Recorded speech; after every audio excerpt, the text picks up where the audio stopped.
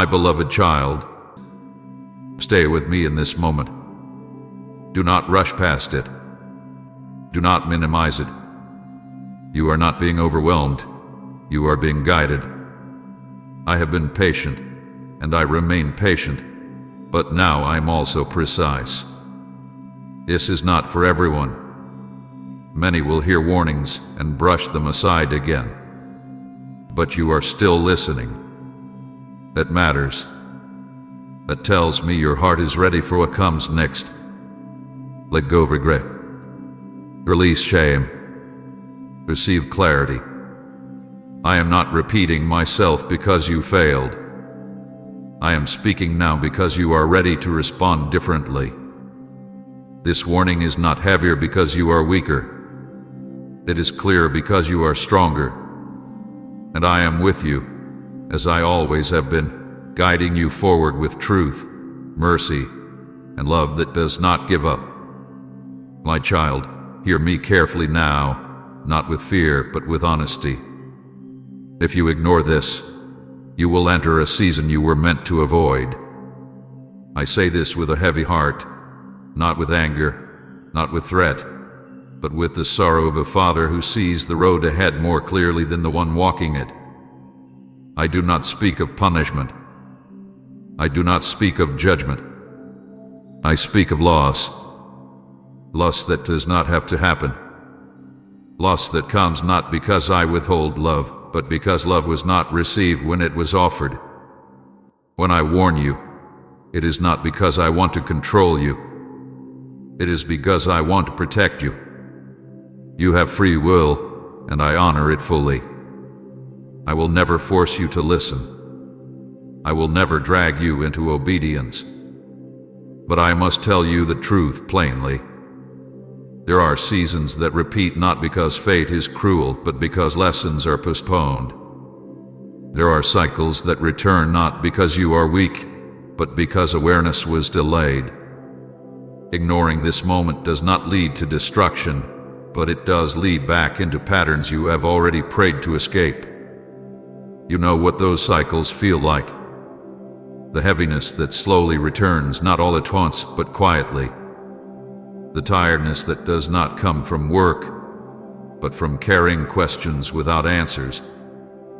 The sense of moving forward while somehow staying stuck. The feeling of asking yourself again, why am I here again?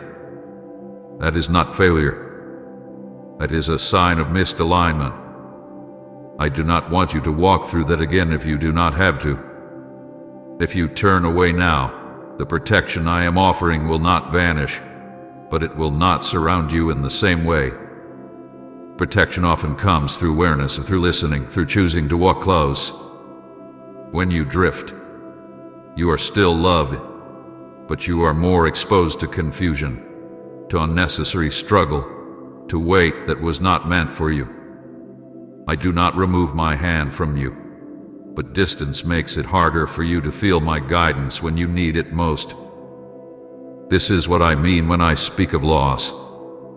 Not loss of salvation, not loss of worth, not loss of my love, but loss of peace you could have had, loss of clarity you were offered, loss of rest you were invited into, loss of direction that would have spared you long nights of questioning.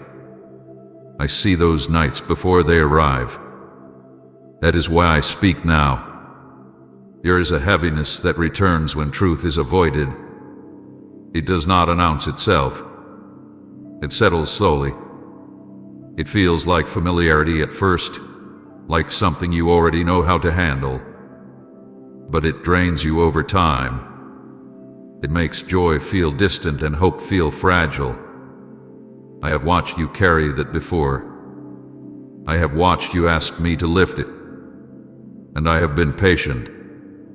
But patience does not mean silence when another path is available. I need you to understand this without misunderstanding me. I am not saying, listen or suffer. I am saying, listen so you do not have to suffer unnecessarily.